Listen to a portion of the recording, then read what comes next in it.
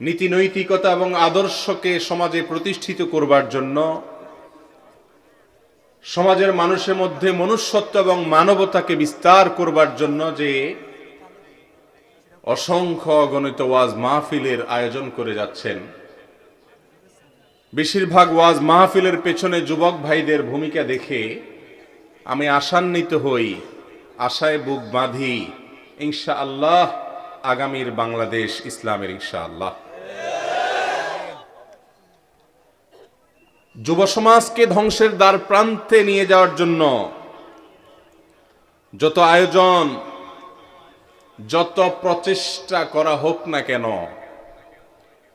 আল্লাহ রাব্বুল আলামিন আমাদের যুবক ভাইদেরকে ইনশাআল্লাহ সকল গোমরাহি থেকে বাঁচিয়ে জান্নাতের পথেই রাখবেন ইনশাআল্লাহ। ভাইরা আমার, মানুষের জীবনের সবচাইতে মূল্যবান সময়, সবচাইতে ক্রিম টাইম হলো যৌবনকাল। এই যৌবনকালের ইবাদত এটাই আল্লাহর কাছে সবচাইতে প্রিয়।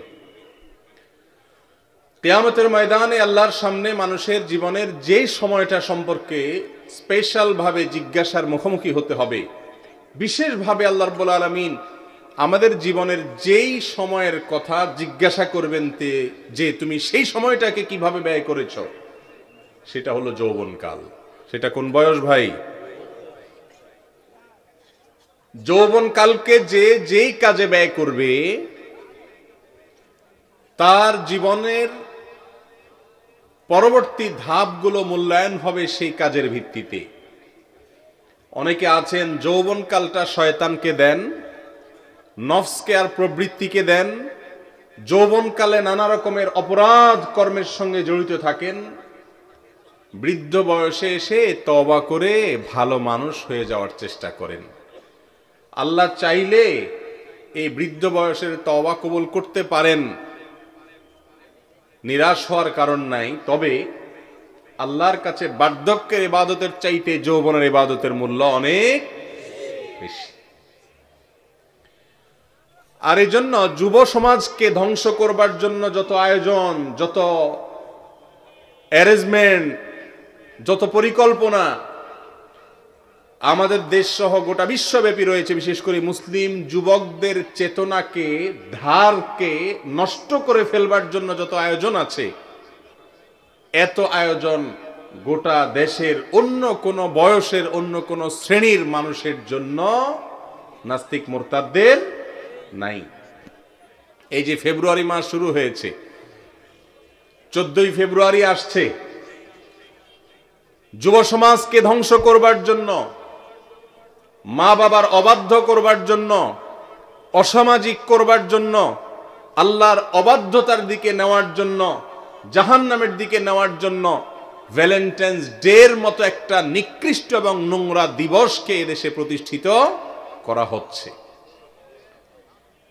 এবং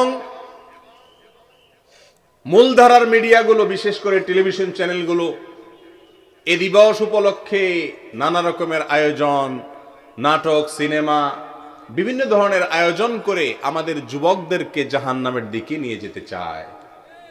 ও যুবক, এই অনাচারের বিরুদ্ধে, এই অশ্লীলতার জোয়ারের বিরুদ্ধে আপনাদেরকেই দাঁড়াতে হবে ইনশাআল্লাহ। সিদ্ধান্ত নিতে হবে আপনাকে, আপনার যৌবনকাল কি শয়তানকে দিবেন নাকি রহমানকে দিবেন। আপনাকে সিদ্ধান্ত নিতে হবে এই যৌবনকাল দিয়ে জান্নাত ক্রয় করবেন নাকি জাহান্নাম কিনবেন। আল্লাহ তাআলা আমাদের যুবকদেরকে হেফাজত করুন। ভাইরা আমার, ভ্যালেন্টাইন্স ডের মতো একটি অসভ্যতা এবং নোংরামের দিবসকে এ সমাজে প্রতিষ্ঠিত করার দুঃসাহস যারা দেখায়, তাদের জানা উচিত যে এই সমাজের যুবকদের বড় একটা অংশ এখন আল্লাহকে চিনে, তার রাসূলকে চিনে, সুন্দর আর অসুন্দর চিনে, তারা ভালো আর মন্দর মধ্যে পার্থক্য করতে পারে। ইনশাআল্লাহ এই যুবকরা জাগ্রত থাকলে আমাদেরকে এরা পথহারা করতে পারবে না। ভাইরা আমার, যৌবনের সবচেয়ে বড় ভ্রম হলো, সবচেয়ে বড় ত্রুটি হলো যৌবন বয়সে, যুবক বয়সে, তরুণ বয়সে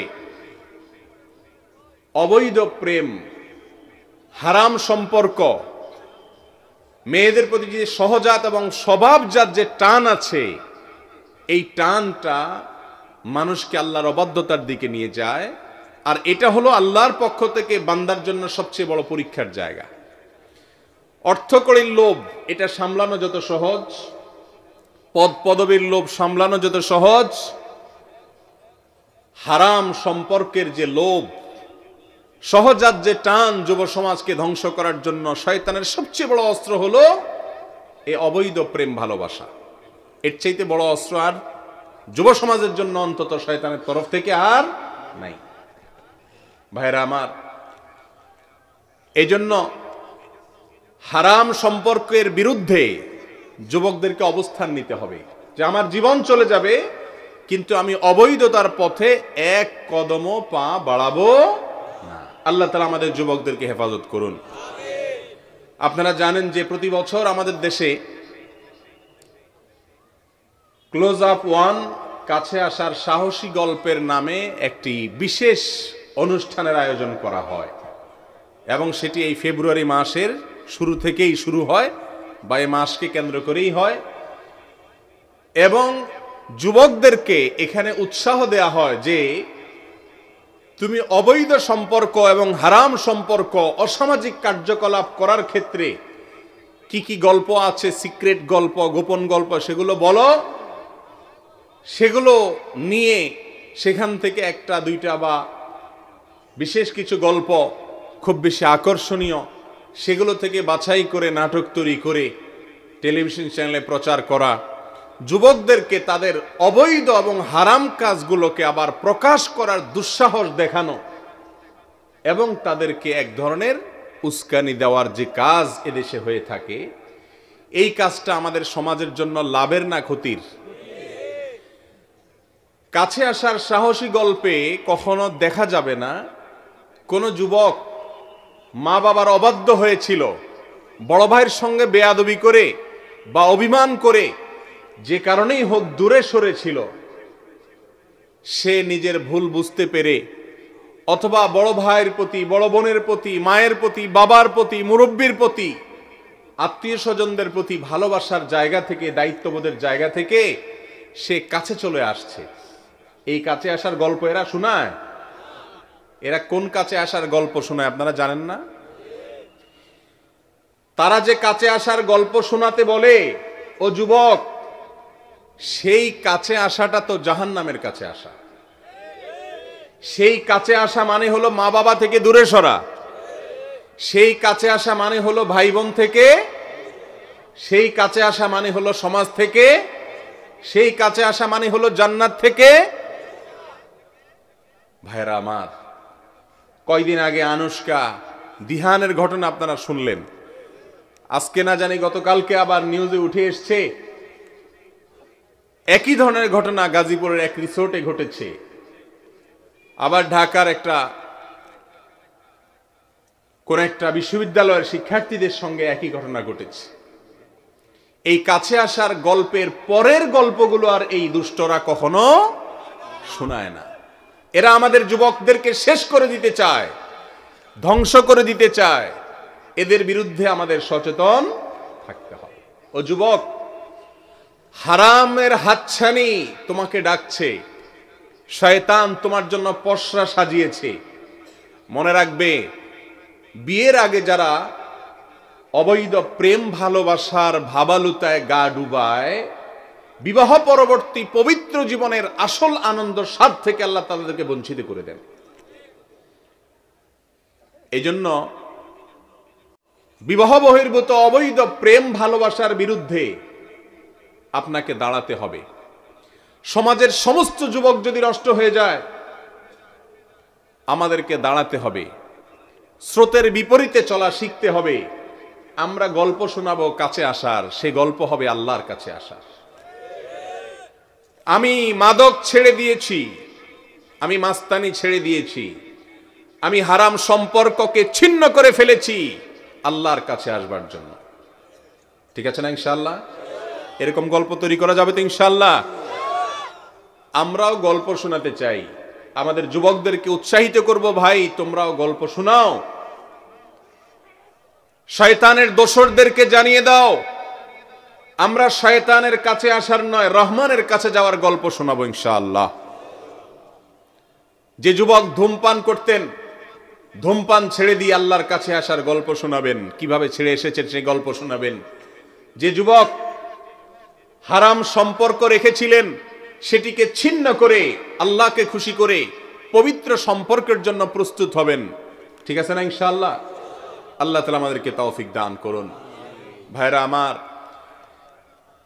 মুসলমান যুবকদের যে চেতনা, ঈমানের চেতনা, তাওহীদের চেতনা, তাকওয়ার চেতনা, যেটি ছিল আব্দুল্লাহ ইবনে ওমরের মধ্যে, যেটি ছিল আব্দুল্লাহ ইবনে আব্বাসের মধ্যে, যেটি ছিল বেলালের মধ্যে, যেটি ছিল সুহাইবের মধ্যে, যেটি ছিল আম্মারের মধ্যে, যেটি ছিল অন্যান্য যুবক সাহাবা ইকরাম রিদওয়ানুল্লাহি তাআলা আলাইহিম আজমাইনের মধ্যে, সেই চেতনা আজ আমার যুবকদের মধ্যে যেন না থাকতে পারে, তাদের চেতনা যাতে ভোতা হয়ে যায়, তাদের ধার যেন শেষ হয়ে যায়, সেজন্য নাস্তিক্যবাদী অপশক্তিগুলো আমাদের যুবকদের ঈমানকে ধ্বংস করবার জন্য এই অবৈধ প্রেম ভালোবাসার ভাবালুতা সারাক্ষণ টেলিভিশনে, নাটকে, সিনেমাতে, নোবেলে, উপন্যাসে বিভিন্নভাবে তারা প্ররোচিত করে।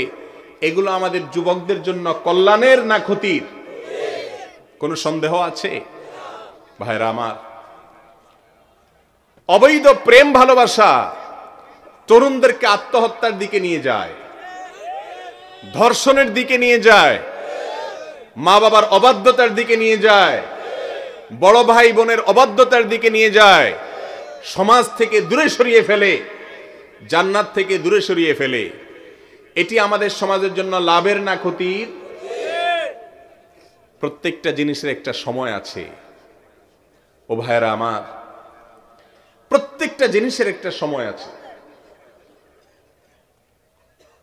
আপনার বৈধ ভালোবাসা যত মনে চায় নিবেদন করবেন আপনার বৈধ স্ত্রীকে ইনশাআল্লাহ। পৃথিবীর সবচেয়ে পবিত্রতম ভালোবাসা সেই ভালোবাসা, যে ভালোবাসা আল্লাহ তাআলার নির্দেশ অনুযায়ী, রাসূল সাল্লাল্লাহু আলাইহি সাল্লামের সুন্নাত অনুযায়ী, দুইজন সাক্ষীর উপস্থিতিতে, অভিভাবকদের মাধ্যমে, এলাকার গণ্যমান্য মুরব্বীদের উপস্থিতিতে, খুতবার মাধ্যমে, বিবাহ অনুষ্ঠানের মাধ্যমে যে সম্পর্ক তৈরি হয়, এটা হলো পৃথিবীর সবচাইতে পবিত্রতম সম্পর্ক। আর বিবাহের আগে যারা, যে সমস্ত যুবকরা তাদের যৌবন বয়সে বিভিন্ন মেয়েদের সাথে অবৈধ সম্পর্ক রাখেন, তথাকথিত প্রেম ভালোবাসা করেন, এই অপবিত্র ভালোবাসার কারণে আখিরাতের শাস্তি তো পরে, জিনাকারের খাতায় তাদের নাম তো চলে যাবে বটেই, তাদের দুনিয়াতে নগদ কয়েকটা শাস্তির মধ্যে থেকে একটা শাস্তি হলো দাম্পত্য জীবনের শান্তি নামক জিনিসটা আল্লাহ তাআলা তার জন্য হারাম করে দিবেন। কারণ সে অন্য কারোর স্ত্রী হবে, সেই মেয়ের সাথে লাম্পট্য করার কারণে, তাকে নিয়ে বাজে চিন্তা করার কারণে, জিনা করার কারণে আল্লাহ রাব্বুল আলামিন তার দাম্পত্য জীবনের অশান্তিকে হারাম, শান্তিকে আল্লাহ তাআলা হারাম করে দিবেন, তার দাম্পত্য জীবনে শান্তি আসবে।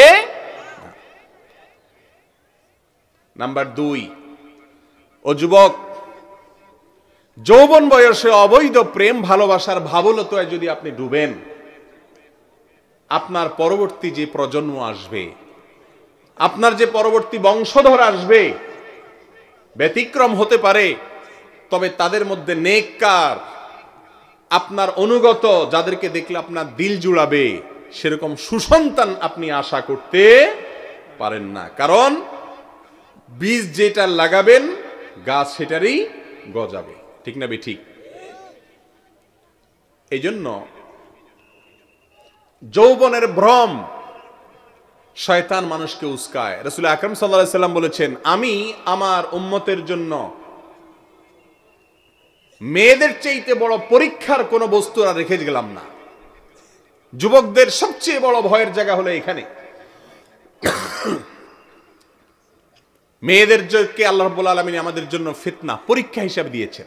এটা একটা টেস্ট যে আপনি হালাল সম্পর্কের জন্য এই হারামটাকে না করে থাকতে পারেন কি না, এটা আল্লাহ তাআলা পরীক্ষা নিতে চান। পরীক্ষা জিতার চেষ্টা করব তো ইনশাআল্লাহ। যে সমস্ত যুবক ভাইরা ইতোমধ্যে নানান হারাম সম্পর্কে জড়িয়ে পড়েছেন, এখনই সরে আসুন, আল্লাহর রহমতের কোলে চলে আসুন এবং আল্লাহর দিকে ধাবিত হন। আল্লাহ তাআলা আপনাকে, আমাকে, আমাদের সবাইকে হিম্মত করার তৌফিক দান করুন।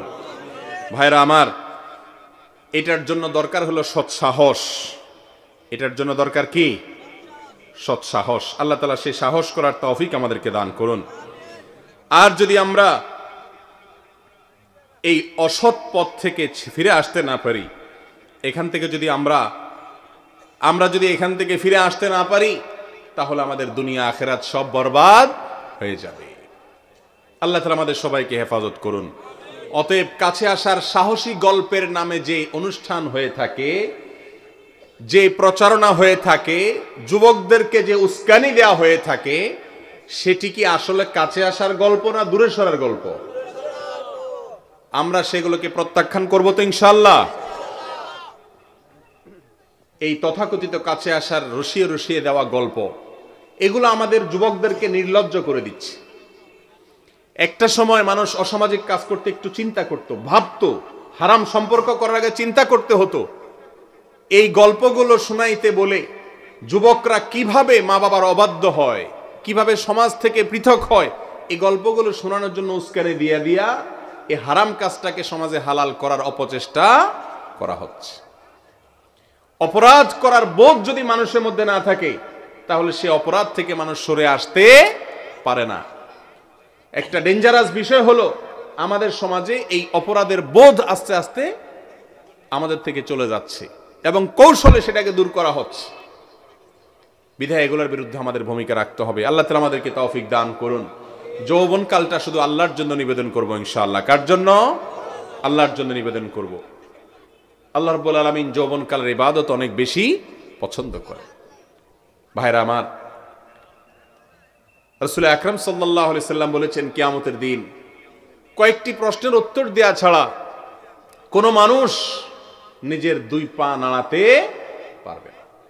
তার ভিতরে একটা প্রশ্ন হলো, যৌবনকাল সম্পর্কে আল্লাহ জিজ্ঞাসা করবেন, তোমার যৌবনকাল কিভাবে কাটিয়েছো? যুবক যদি বলতে পারেন, আল্লাহ যৌবনকাল আমি কাটিয়েছি তোমার ইবাদতে, আমি নামাজ পড়েছি, আমি কোরআন পড়েছি, আমি হাদিস পড়েছি, আমি মাহফিল করেছি, আমি মানুষের উপকার করেছি, আমি মা বাবার বাধ্য হয়ে চলেছি, আমি আমার ভাই বোনকে শ্রদ্ধা করেছি, মুরব্বীদেরকে শ্রদ্ধা করেছি, আমি এভাবে আমার যৌবনকালকে কাটাতে পেরেছি, এই কথা যদি মালিককে কিয়ামত দিন শোনাতে পারেন, তাহলে আপনার জন্য শুভ সংবাদ হলো, কিয়ামতের ভয়াবহতম দিনে যখন মাথার একেবারে কাছাকাছি সূর্য থাকবে, আল্লাহ তাআলা তখন আরশের নিচে ভিআইপি প্যান্ডেলে ওই যুবককে ছায়া দিবেন ইনশাআল্লাহ। আমরা চেষ্টা করব না ইনশাআল্লাহ? যুবক ভাইরা ভালো করে শুনে রাখেন, আজ যুব সমাজ উচ্ছন্নে চলে যাচ্ছে। একদিকে যেমন অনেক যুবকরা ওয়াজ মাহফিলের অ্যারেঞ্জ করছেন, সামাজিক কার্যক্রম পরিচালনা করছেন, এদেশের মানুষের কল্যাণে কাজ করছেন, অপর দিক থেকে অনেক যুবক ভাইদেরকে দেখা যায় তারা উচ্ছন্নে চলে যাচ্ছেন, তারা সুপথ থেকে সরে যাচ্ছেন, বিভ্রান্ত হয়ে যাচ্ছেন, মুরব্বীদেরকে শ্রদ্ধা করা এখন শিখে না।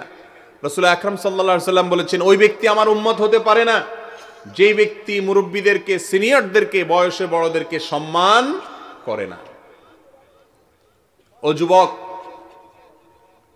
আপনি যদি কোনো মুরব্বীকে বাসে দেখেন দাঁড়িয়ে আছেন, আপনি সিটে বসে আছেন, আপনি যদি চান আরশের নিচে ছায়া পেতে কিয়ামতের দিনে, আপনি যদি চান আপনার সন্তান, আপনার পরবর্তীতে যারা আসবে তাদের কাছে সম্মান পেতে, তাহলে আপনি সিটটা ছেড়ে দিয়ে যে কোনো মুরব্বীকে বসতে দিতে হবে।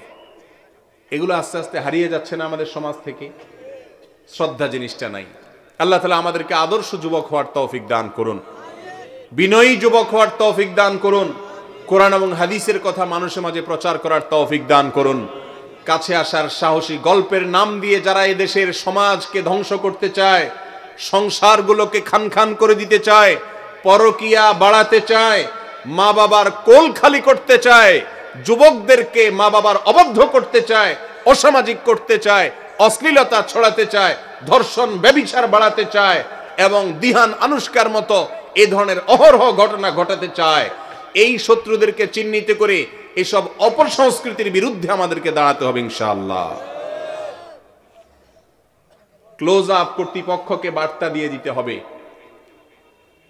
যে এই সমাজকে যদি ধ্বংস করতে চাও, তোমাদের প্রোডাক্টকে বর্জন করার মতো ইমানি দায়িত্ব আমাদের আছে। ইউনিলিভার, তোমরা এদেশে ব্যবসা করছো, ভালো কথা, এদেশ থেকে পয়সা করে নিয়ে যাচ্ছ ব্যবসা করে, এর পাশাপাশি আমাদের ঈমান হরণ করে নিয়ে যাবে, আমাদের যুবকদেরকে ধ্বংস করে দিয়ে যাবে, আমাদের পরিবারগুলো শেষ করে দিবে, আমাদের সমাজকে নষ্ট করে দিবে, আমাদের ছেলে মেয়েদেরকে ধ্বংসের দ্বার প্রান্তে নিয়ে যাবে। তোমাদেরকে বর্জন করা আমাদের ঈমানি দায়িত্ব হবে ইনশাআল্লাহ। বিধায় এই সমস্ত কোম্পানিগুলোকে আমরা পরিষ্কার বার্তা দিয়ে দিতে চাই যে তোমরা যদি আমাদেরকে বাধ্য করো, এদেশের সমস্ত উলামা ইকরাম, সমস্ত মসজিদ থেকে, মিম্বর থেকে, মাহফিল থেকে তোমাদের বিরুদ্ধে উচ্চারণ করতে বাধ্য হবে, ক্লোজ আপ বর্জন করতে হবে আমাদের। যারা আমাদের যুবকদেরকে ধ্বংস করে, যারা দিহান আনুষ্কার মতো এ ধরনের যুবকদের, যুবতীদের জীবনকে শেষ করে দেয়, এই সমাজ নষ্টের দায়ে এদেরকে অভিযুক্ত করা হোক। এরা অপরাধী, এরা শুধু এদেশের পয়সা নিতে আসে নাই, এদেশের মানুষের চরিত্র হরণ করতে আসছে। বিধায় এদেরকে বর্জন করতে হবে আমাদের। আল্লাহ তাআলা আমাদের সবাইকে তৌফিক দান করুন। অসৎ কাজের বাধা প্রদান করতে হবে। ওয়াজ শুনলেন, আবার যে সে ভ্যালেন্টাইন ডেটে নাটক দেখলেন, কাছে আসার সাহসী গল্প শুনে আর মজা নিলেন, তাহলে কিন্তু আল্লাহর কাছে জবাবদিহি আপনাকে আমাকেও করতে হবে। সৎসাহস করবেন তো ইনশাআল্লাহ। অপসংস্কৃতির বিরুদ্ধে দাঁড়াতে হবে। যৌবনকালকে পরিচ্ছন্ন রাখতে হবে, পবিত্র রাখতে হবে, যাতে করে বার্ধক্যে আসলে আপনার কাছে ভালো লাগা কাজ করে।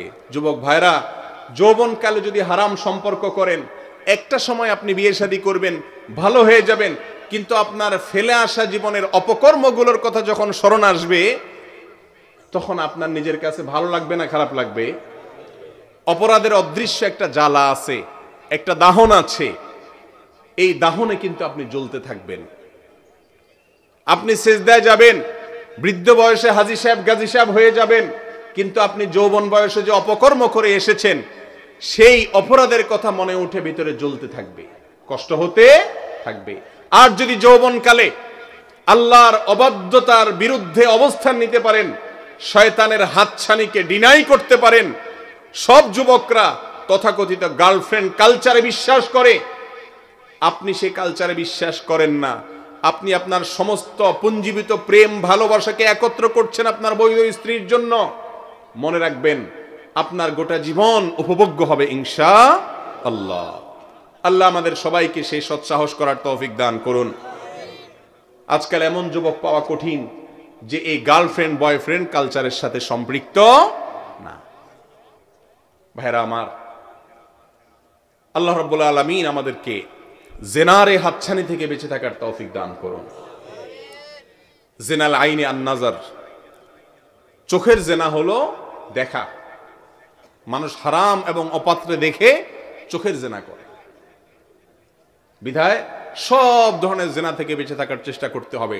কলেজে পড়েন, স্কুলে পড়েন, অন্য মেয়েদের দিকে, পরনারীর দিকে তাকানো যাবে না। যদি তাকান, মনের ভিতরে বাজে চিন্তা আসবে, আস্তে আস্তে আস্তে আস্তে অস্থিরতার দিকে যাবে এবং চূড়ান্ত জেনার দিকে চলে যাবে। এই জন্য আল্লাহকে খুশি করবার জন্য, কেউ না দেখলেও আমার আল্লাহ দেখছেন, নিজেদের দৃষ্টিগুলোকে আমরা সংযত রাখবো তো ইনশাআল্লাহ। আর বোনদেরকে, আমাদের মায়েদেরকে, আমাদের মেয়েদেরকে, তাদেরকেও আমরা সচ্চরিত্রবান হওয়ার কথা শেখাবো। খবরদার, অপাত্রে যেন নিজের এই যৌবনকে কেউ ব্যয় না করে। বিবাহ বহির্ভূত সম্পর্ক পুরাটা একটা টাউট সম্পর্ক। এ পুরাটাই হলো ভোগবাদিতার সম্পর্ক। ফুসলেয়া ফাসলেয়া মেয়েদেরকে জেনা করা, মেয়েদের চরিত্রকে নষ্ট করা, এটাই হলো বিবাহ বহির্ভূত যে সম্পর্ক আছে তার বেশিরভাগ ক্ষেত্রে মূল উদ্দেশ্য এবং লক্ষ্য। বিবাহের পরে যে সম্পর্ক হয়, সে সম্পর্কে আলহামদুলিল্লাহ দায়িত্বশীলতা থাকে, দায়িত্ববোধ থাকে, সামাজিক কমিটমেন্ট থাকে, রেজিস্ট্রেশন নিবন্ধন থাকে। সেখানে কিন্তু ভোগের চাইতে বড় জিনিস হলো প্রকৃত ভালোবাসার আদান প্রদান হয়ে থাকে। এই জন্য মূল সময়ের জন্য ভালোবাসাকে অপেক্ষা করবেন নাকি অজাগায় অপাত্রে নষ্ট করে আসল জীবন ধ্বংস করবেন, সিদ্ধান্ত আপনাদেরকে নিতে হবে। আল্লাহ তাআলা আমাদের সবাইকে হেদায়েতের উপরে থাকার তৌফিক দান করুন। প্রিয় ভাইরা আমার, আলোচনা খুব একটা লম্বা চলা করার কোনো পরিকল্পনা আমার ছিল না। আপনাদের বেশ কিছু প্রশ্ন আপনারা করেছেন, সেগুলোর উত্তর আমরা দেব। ফেব্রুয়ারি মাস, ভ্যালেন্টাইন্স ডে এবং এই কাছে আসার সাহসী গল্পের নামে নির্লজ্জতার ছড়াছড়ির বিরুদ্ধে কিছু কথা বলা ইমানি দায়িত্ব মনে করেছি, সেজন্য পেশ করেছি। আল্লাহ তাআলা আমাদের সকলকে সুস্থ এবং শুদ্ধ চেতনা ধারণ করার তৌফিক দান করুন। আপনাদের যে সমস্ত প্রশ্ন আমাদের কাছে ইতিমধ্যে এসে পৌঁছাইছে, সে প্রশ্নগুলো আমরা উত্তর দিয়ে ইনশাআল্লাহ আজকের প্রধান অতিথি, প্রধান আলোচক, তার আলোচনার দিকে ইনশাআল্লাহ আমরা চলে যাব। আমি নিজে অসুস্থ মানুষ, তারপরেও এটা ওলামা একরামের এলাকা, আলহামদুলিল্লাহ অনেক ওলামা একরাম আছেন এই এলাকাতে, শুনে ভালো লাগলো। যুবক ভাইরা অনেক কষ্ট করেছে, মাহফিল অ্যারেঞ্জ করেছেন, সেটা শুনেও ভালো লেগেছে। আল্লাহ তাআলা আপনাদের সবাইকে উত্তম বিনিময় দান করুন।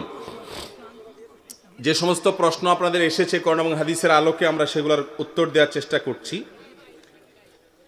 প্রথম প্রশ্ন, কোনো বাবা মা যদি অকারণেই সন্তানকে জ্বালা যন্ত্রণা করে, যন্ত্রণা সহ্য করতে না পেরে সন্তান যদি বাবার গায়ে হাত তোলে, এই ব্যাপারে ইসলাম কি বলে? ভাইরা আমার, বাবা মা যদি সন্তানের প্রতি জুলুম করে, অত্যাচার করে, অবিচার করে, অনাচার করে, সন্তানকে গালমন্দ করে, অহেতুক কষ্ট দেয়, তাহলে সেটা বাবা মায়ের জন্য জায়েজ না না জায়েজ? সিদ্ধান্তহীনতা ভুগছেন আপনারা। বাবা মা যদি সন্তানের প্রতি জুলুম করে, কষ্ট দেয়, অবিচার করে, অত্যাচার করে, সেটা বাবা মার জন্য জায়েজ না না জায়েজ? পৃথিবীতে কারোর জন্য এই জুলুমকে আল্লাহ তাআলা হালাল করেন নাই। বাবা মা হয়েছেন ভালো কথা, তাই বলে সন্তানের প্রতি জুলুম করার অধিকার তাদের নাই। কারণ আল্লাহ রাব্বুল আলামিন নিজে তার নিজের প্রতি জুলুমকে হারাম করে দিয়েছেন। হাদিসে কুদসিতে আছে, আল্লাহ রাব্বুল আলামিন বলেছেন, আমি নিজের প্রতি নিজে জুলুমকে হারাম করে দিয়েছি, অতএব তোমরা একে অন্যের প্রতি জুলুম করিও। অনেক বাবা মা আছেন সন্তানের প্রতি জুলুম করেন। ছেলে মেয়ে কয়েকজন আছে, একজনের দিকে বেশি টানেন, আরেকজনকে দেখতেই পারেন না। এ রোগ আছে না নাই? খবরদার, ভালো করে শুনে রাখেন। নোমান ইবনে বাশির রাদিয়াল্লাহু তাআলা আনহুর বাবার যে হাদিস, নবী সাল্লাল্লাহু আলাইহি সাল্লামের কাছে এসে বলেছেন, ইয়া রাসূলুল্লাহ, আমার এক সন্তানকে কিছু সম্পদ দিয়েছি। নবীজি বললেন, তোমার তো আরো আছে সন্তান, সবাইকে দিছ? বলে না, শুধু একজনকে দিস। তখন নবী আলাইহিস সালাম বলেছেন, ইত্তাকুল্লাহ ওয়াদিলু বাইনা আওলাদিকুম আও আবনাইকুম, আল্লাহকে ভয় করো আর সব সন্তানের সাথে ইনসাফ করো, একজনের দিকে বেশি টানবা না। এমনকি এক সন্তান যদি বেশি খেদমত করে, আদর যত্ন করে, সেজন্য আপনি তাকে একটু জমি লিখে দিবেন, সম্পদ দিয়ে দিবেন, অন্যদেরকে দিবেন না, এটা জায়েজ নাই। এই হারাম কাজটা অনেক মা বাবা করে থাকেন। সন্তানদের যেরকম বিচার হবে মা বাবার প্রতি বেয়াদবি করলে, সন্তানদের প্রতি জুলুম করলে মা বাবারও বিচার হবে। শুধুমাত্র ওয়াজ মাতা পিতার অধিকার নিয়ে করলে হবে না, সন্তানের অধিকার নিয়েও ওয়াজ করতে হবে, সেটাও ইসলামে আছে না নেই? অতএব মা বাবারাও সাবধান থাকতে হবে। কিন্তু কোনো বাবা যদি সন্তানের প্রতি জুলুমও করেন, অবিচারও করেন, সেই অবিচারের বিচারের একমাত্র দায়িত্ব শুধুমাত্র কার? সেই অবিচারের বিচার করার দায়িত্ব সন্তান কখনো হাতে তুলে নিতে।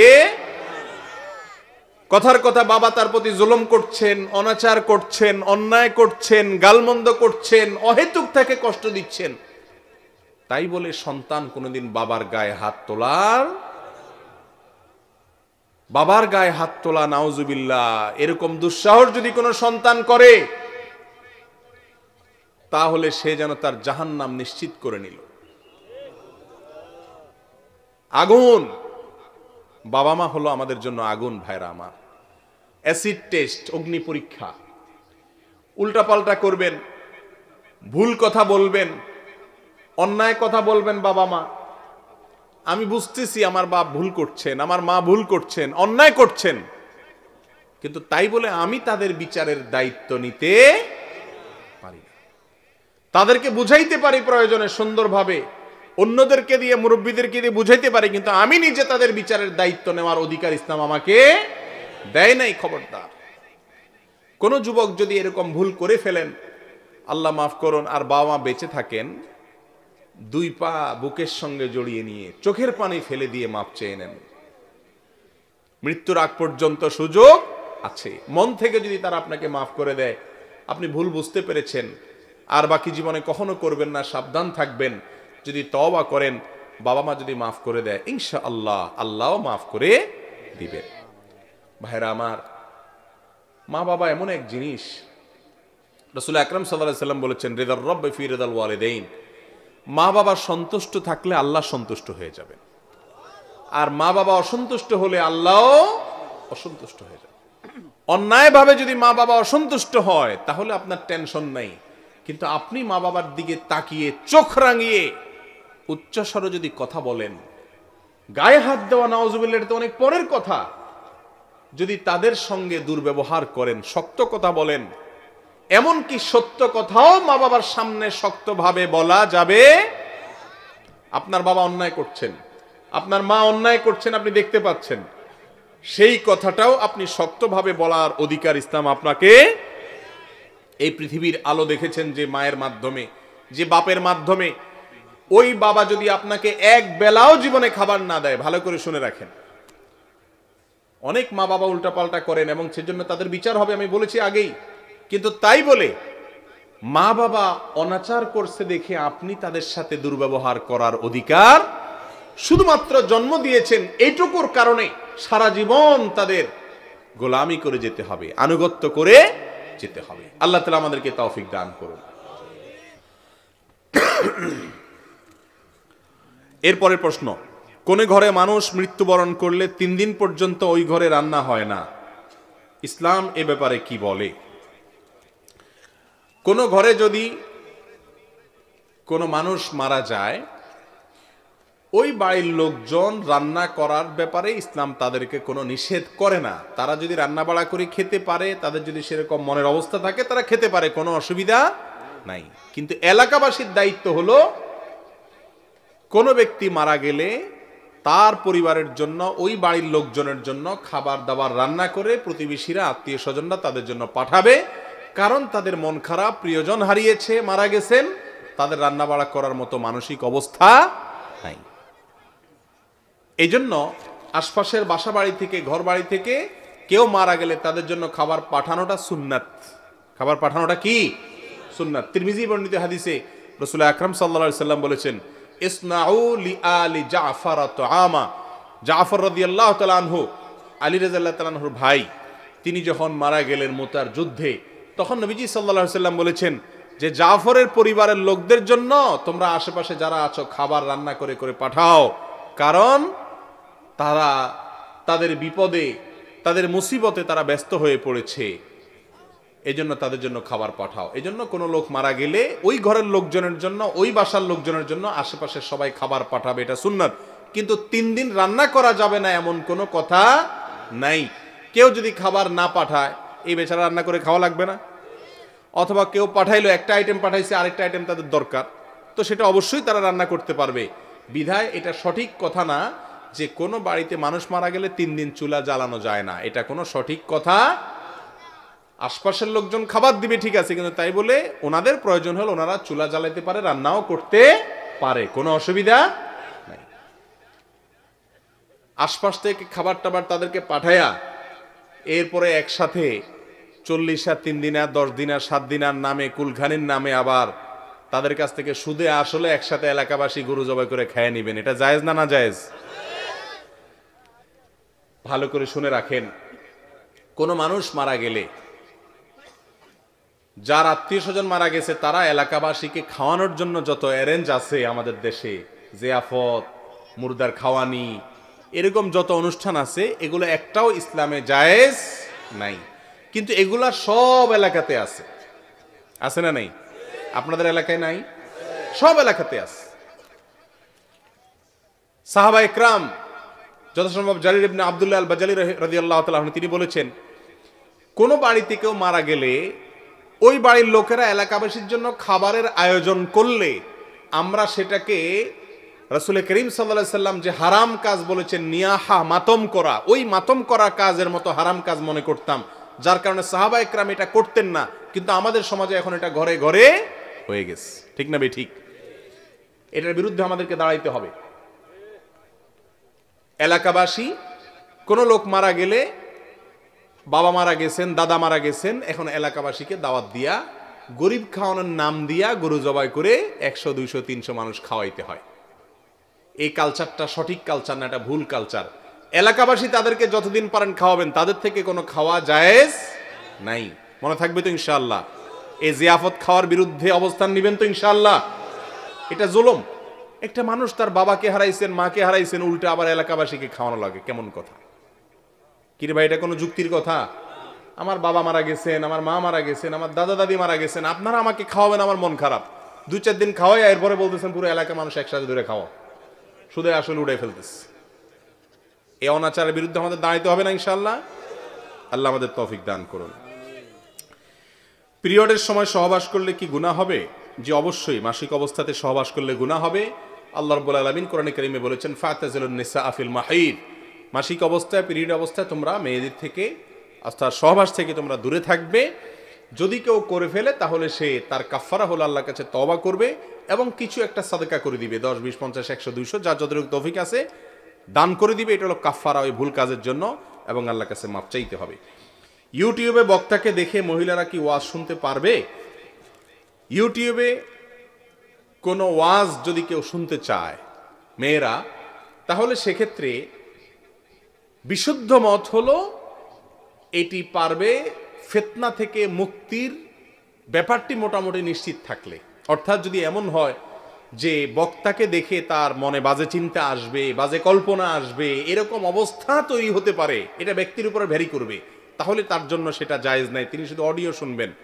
আর যদি এরকম সম্ভাবনা খুব বেশি না থাকে, তাহলে মৌলিকভাবে মেয়েদেরকে ছেলেরা দেখা হারাম হলেও ছেলেদেরকে মেয়েরা দেখা বিশুদ্ধ মত অনুযায়ী হারাম না। যদিও এক্ষেত্রে ওলামাদের ইখতিলাফ আছে, ভিন্ন মত আছে, তবে বেশিরভাগ বিশুদ্ধতম মত হলো এটি যে মেয়েরা কোনো ভিডিওতে, কোনো স্ক্রিনে অন্য কোনো আলেম ওলামাকে বা অন্য কোনো পুরুষকে দেখলে সেটা সরাসরি হারাম হবে না, বিশেষ করে যদি ফিতনায় পতিত হওয়ার আশঙ্কা না থাকে। এটা কাকে দেখছেন, কে দেখছেন, তার মনের অবস্থা কি, সেটা হলো এক্ষেত্রে বিবেচ্য বিষয়, তার উপর নির্ভর করবে ফতোয়া। এরপরের প্রশ্ন, আমাদের সমাজে প্রচলিত আছে সন্তান এস্টাবলিশড হওয়ার আগে বিবাহ দেয় না, কিন্তু এই সন্তান বিবাহ না দেওয়ার কারণে নানান অন্যায় কাজে লিপ্ত হয়, এ ব্যাপারে ইসলাম কি বলে? খুবই দরকারি কথা ভাই, বিভিন্ন জায়গায় এই প্রশ্নের উত্তর আমরা দিয়েছি। আমাদের দেশে মুরব্বীরা ছেলেদেরকে বিয়ে দিতে চায় না, বলে যে নিজের পায়ে দাঁড়াও। এই যে নিজের পায়ে দাঁড়ানোর অজুহাত দিয়ে ছেলেদেরকে ঝুলায় রাখেন মুরব্বীরা, ভালো করে শুনে রাখেন চাচারা, মুরব্বীরা, বাবারা শুনে রাখেন। আপনার ছেলে যদি তলে তলে ফেসবুকে কোনো মেয়ের সাথে ইটিস পিটিস আর বদমাইশি করে, আপনার ছেলে যদি বিপথে পা বাড়ায়, কিয়ামতের দিন ছেলের পাশাপাশি আপনিও আসামি হয়ে দাঁড়াবেন, কারণ আপনি তাকে অবৈধ পথে, অন্যায়ের পথে যেতে বাধ্য করেছেন। আমাদের এই সমাজে নিজের পায়ে দাঁড়ানোর যে ব্যাখ্যা কি, সেটা আমি আজও বুঝি নাই। আরে ভাই, কোন রকম মহারানার টাকা জোগাড় করতে পারলে, ডাল ভাত খাওয়ার ব্যবস্থা করতে পারলেই তার জন্য বিয়ে করা ইসলামে জায়েজ। এখন ডাল ভাতের জোগাড় করা কোনো কঠিন কিছু? রিক্সা চালাইলেও তো ডাল ভাত জোগাড় করা যায়, মাটি কাটলেও তো ডাল ভাত জোগাড় করা যায়। যুবক, আপনার সামনে আপনার চরিত্র রক্ষা, আবার তথাকথিত নিজের পায়ে দাঁড়ানো, দুইটা দুই পাশে। একজন ইমানদারের কাছে অবশ্যই তার চরিত্রের মূল্য সবচাইতে বেশি। রাসূল আকরাম সাল্লাল্লাহু আলাইহি সাল্লাম বলেছেন, তোমরা আমার কাছে দুটি অঙ্গের দায়িত্ব নাও, মুখ আর লজ্জাস্থান যৌনতা। যৌনতা সংক্রান্ত অপরাধ করবে না, এই মর্মে তোমরা দায়িত্ব গ্রহণ করো। এ মুখ দিয়ে হারাম খাবে না, হারাম বলবে না, হারাম কাজ করবে না, দায়িত্ব গ্রহণ করো। আদমান লাকুমুল আল জান্নাহ, আদমান লাহুল জান্নাহ। যে ব্যক্তি এই দুইটা দায়িত্ব নেবে, নবীজি বলেছেন তার জন্য আমি জান্নাতের দায়িত্ব নিলাম। এজন্য মুরব্বীদের এটা উচিত হবে না যে তথাকথিত পায়ে দাঁড়ানো এস্টাবলিশমেন্টের অপেক্ষা করে সন্তানদেরকে গুনাহের দিকে তারা ধাবিত করবেন, ঠেলে দিবেন। এটা জায়েজ নাই। একটা রোগ হয়ে গেছে সমাজে, এটা সহজে বিয়ে দিতে রাজি না। আল্লাহ রাব্বুল আলামিন আমাদেরকে বুঝার তৌফিক দান করুন। কাকে আল্লামা বলা যায়? আল্লামা শব্দের অর্থটা কি ভাই? আল্লামা মানে হলো বিশাল বড় জ্ঞানী মানুষ, এলেমের মহাসমুদ্র, অনেক জানেন, এটাকে বলে কি আল্লামা। এখন আমাদের দেশে অবশ্য আল্লামা হইতে অনেক কিছু জানা লাগে না। একটু জনপ্রিয় হলে, হাজার হাজার মানুষ ওয়াজ শুনলে, সুন্দর করে একটু ওয়াজ করতে পারলে, সুটটুট দিয়ে চিল্লাইতে পারলে, কথা বলতে পারলেই সে কি হয়ে যায়? আল্লামা হয়ে যায়। ওয়াজ মাহফিলে এখন আল্লামার মতো সস্তা আইটেম আর কিছু নেই। ভাইরা আমার, ইসলামটাকে হাসির পাত্রে পরিণত করবেন না। আমাদের মতো মানুষকে অনেক সময় মানুষ আল্লামা লেখা ফেলায়। বাংলাদেশে আল্লামা কয়জন আছে যদি গণা যায় তো বের করা কঠিন হবে। এটা এমন বড় একটা পদবি, কিন্তু মাশাআল্লাহ ওয়াজ মাহফিলের বক্তা হইলেই কি হয়ে যায়?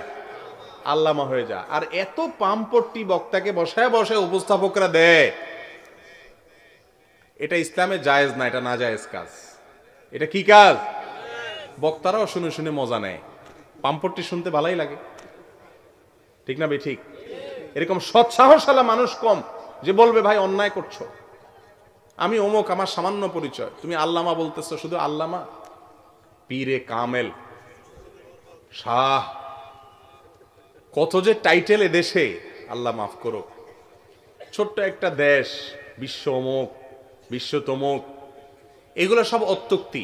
রাসূল আকরাম সাল্লাল্লাহু আলাইহি সাল্লাম বলেছেন, সামনে কেউ তারিফ করলে তার মুখে মাটি মারো। এই জন্য সামনে বসে প্রশংসা করা উচিত না। ওয়াজ মাহফিলের নাম দিয়ে আপনার বক্তাদের নামের শুরুতে আপনারা লেখেন নাই মাশাআল্লাহ, ভালো কাজ করছেন।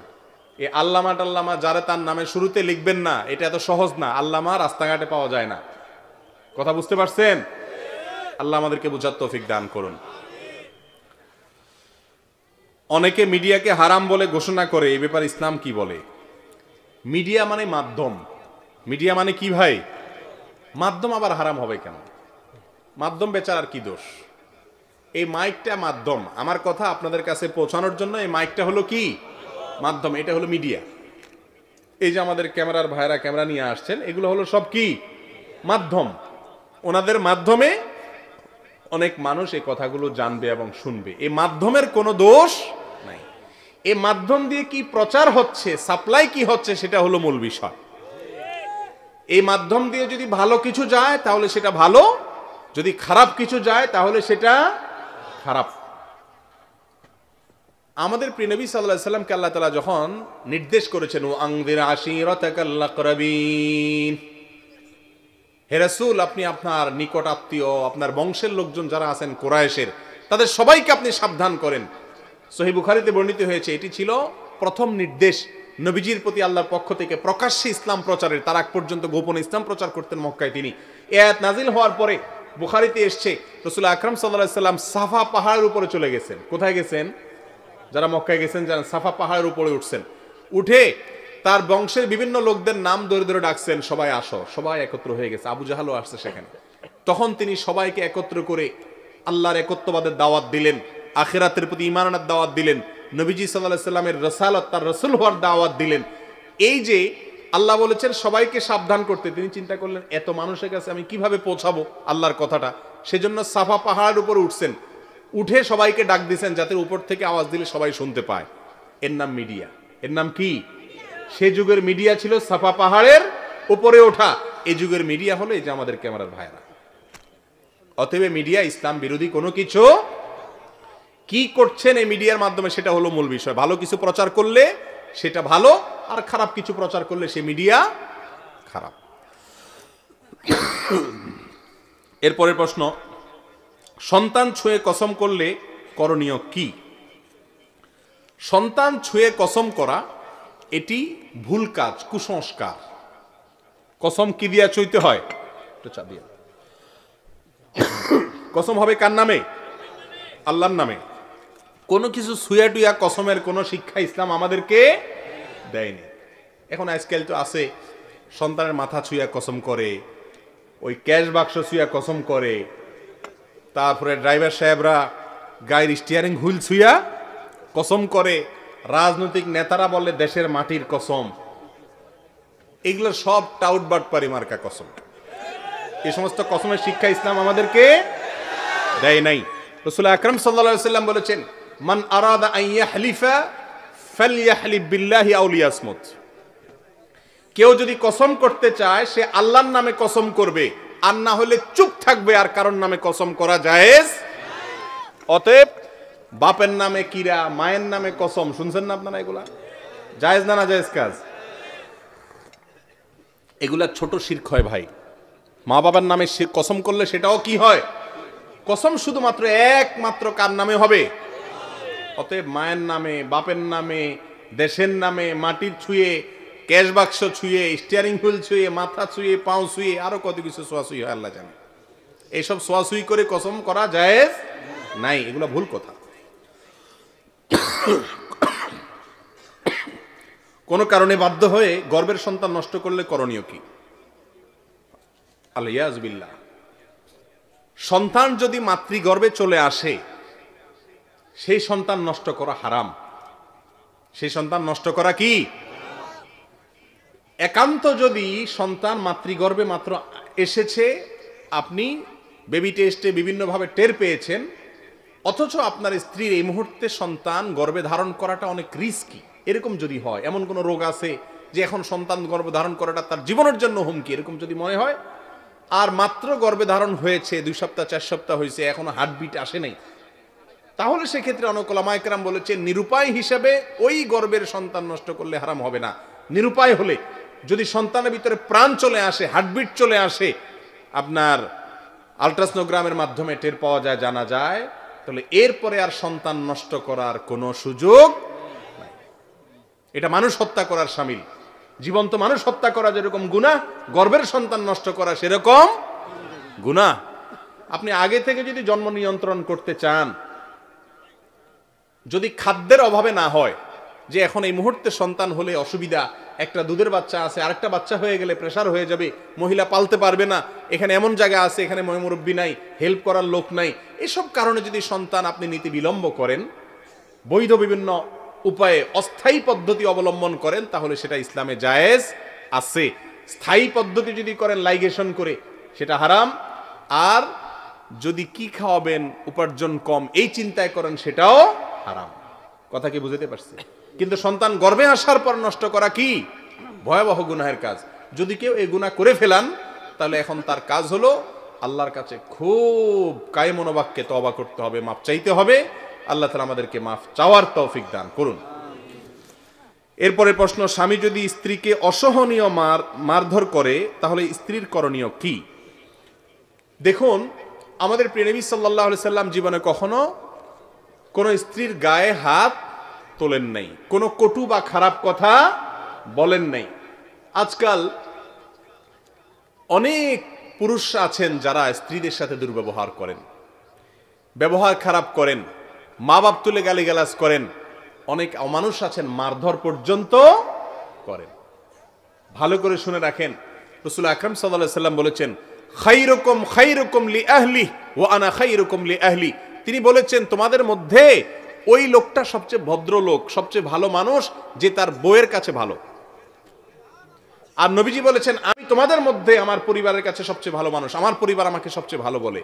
আপনি যদি আপনার স্ত্রীর কাছে খারাপ হন, আপনার স্ত্রী যদি আপনাকে অমানুষ মনে করে, তো পৃথিবীর সব মানুষ আপনাকে ভালো বললেও আল্লাহ ভালো বলে স্বীকার করবেন।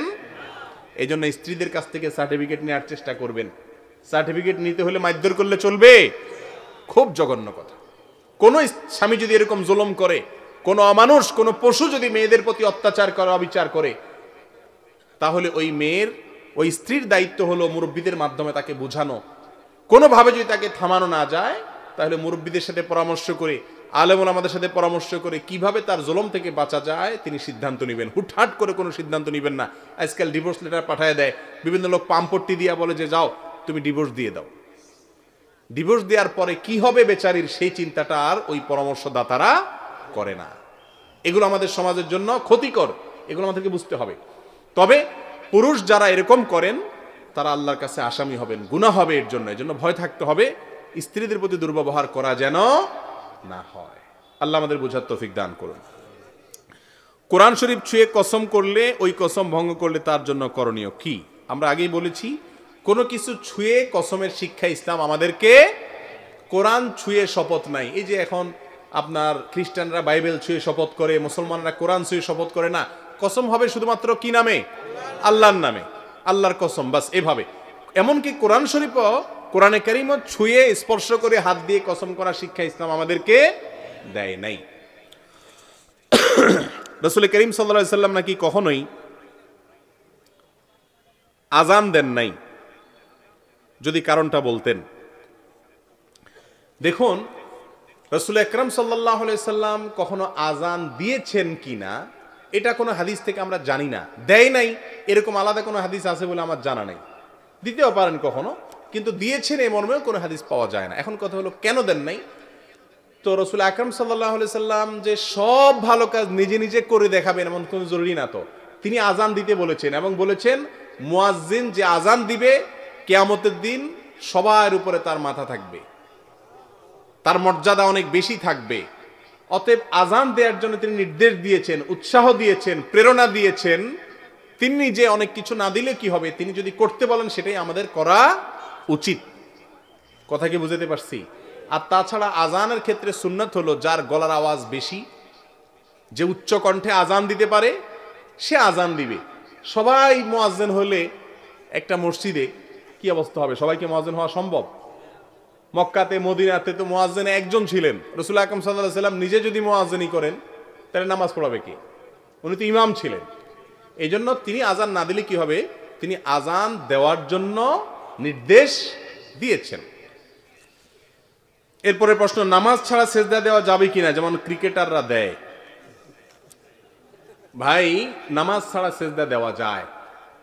আল্লাহ আপনাকে বিশেষ কোনো নেয়ামত দিয়েছেন, আপনি আল্লাহ শুকর আদায় করে সেজদা দিয়ে আল্লাহু আকবার বলে সেজদা লুটিয়ে পড়লেন, আল্লাহ তাসবিহ পেশ করলেন সেজদা, এরপর আবার উঠে গেলেন। এটাকে বলা হয় সেজদায়ে শুকর। এটাকে বলা হয় সেজদায়ে। আমাদের নবীজি সাল্লাল্লাহু আলাইহি সাল্লাম সেজদায়ে শুকর দিয়েছেন জীবনে বহু। মুশকিল হলো আমরা এখন সেজদায়ে শুকর দেওয়া ভুলে গেছি। সেজদায়ে শুকর শুধু আমাদের ক্রিকেটাররা আদায় করে। কি আশ্চর্য কথা! ক্রিকেটের ওই জুয়া খেলা, ওই অশ্লীলতা, ওই জায়গায় হয়তো কারোর সেঞ্চুরি করার তৌফিক হয়েছে, কারোর উইকেট পাওয়ার তৌফিক হয়েছে, সে বেটা সেজদায় লুটে গেছে। কাজ যেটা করে সেটা খারাপ না, সেজদায় শুকর দেওয়াটা কি না খারাপ না, কিন্তু ওই জুয়া খেলার সাথে বা মানে আজকাল এই সমস্ত খেলার সাথে জুয়ার সম্পর্ক নানাভাবে আছে, আমরা জানি, সবাই জানি কম বেশ। ওর পরে তারা দিচ্ছে, আমরা বলবো আপনার জীবনে পরীক্ষা পাশ করেছেন, ভালো জায়গায় বিয়ে হয়েছে, কোনো একটা অর্জন হয়েছে, একটা চাকরি হয়েছে, একটা ভালো কাজ হলো, ছেলেটা বিদেশ চলে গেছে, আল্লাহ তাআলা একটা নেয়ামত দিছেন, এই সংবাদ পাইছেন, সঙ্গে সঙ্গে সেজদায় লুটিয়ে পড়েন কিবলার দিকে। কথা কি বুঝাতে পারছি? এটা সুন্নাত, সেজদায় শুকর দেওয়া। বর্তমান সময় মহিলাদের চেহারা ও হাত পা ঢেকে রাখা জরুরি কিনা বিস্তারিত জানাবেন। ভাইরা আমার, হাতের কবজি, পায়ের পাতা, এগুলো যদি না ঢাকে মহিলারা সরাসরি গুনাহ হবে না। কিন্তু যেহেতু ফিতনার সময় বলতে এমন একটা অশ্লীলতার ছড়াছড়ির সময় এখন যাচ্ছে, মহিলাদের গলার আওয়াজও আমাদের জন্য ফিতনার কারণ। গলার আওয়াজ শুনলেও ছেলেরা মনে মনে বাজে চিন্তা করে কি করে না? এরকম একটা কঠিন পরিস্থিতিতে যথাসম্ভব মেয়েরা নিজেদের ইজ্জত আবরুকে ঢেকে থাকার চেষ্টা করা উচিত। আল্লাহ রাব্বুল আলামিন কোরআনে কারীমে বলেছেন, ইউদনিনা আলাইহিন্না মিন জালাবিবিহিন্না, মেয়েরা মাথার উপরে কাপড়টাকে টেনে দিবে। মাথার উপরের কাপড়টা কি করবে ভাই? টেনে দিতে হবে। মাথার উপরের কাপড় টেনে দেওয়ার নির্দেশ আল্লাহ তাআলা দিয়েছেন। এই জন্য চেহারা প্রদর্শন করার মানসিকতা ঠিক না। তবে হ্যাঁ, কেউ যদি নেকাব না পরে এমনি কাপড় টেনে দেয়, নিচের দিক থেকে খোলা থাকে, কোনো অসুবিধা নাই। আজকাল যেটা হয়েছে, আপনার অনেক কাপড় মেয়েরা দেখা যায় মাথার আপনার অ্যারাবিয়ান স্টাইল বলে, এগুলোকে এমনভাবে টাইট করে বাঁধে যেন উদ্দেশ্য হয় চেহারাটা প্রদর্শন করা। এটা কখনো ইসলামে জায়েজ হতে, যে সময়ে পশুরা পর্যন্ত নিরাপদ না, 80 বছরের বৃদ্ধা নিরাপদ না, 6 বছরের মেয়ে সন্তান নিরাপদ না, সে সময়টাতে একজন যুবতী মেয়ে নিজের চেহারাকে প্রদর্শন করে বেড়াবে, এটা কখনো তার নিজের এবং অন্যের জন্য নিরাপদ হতে পারে না।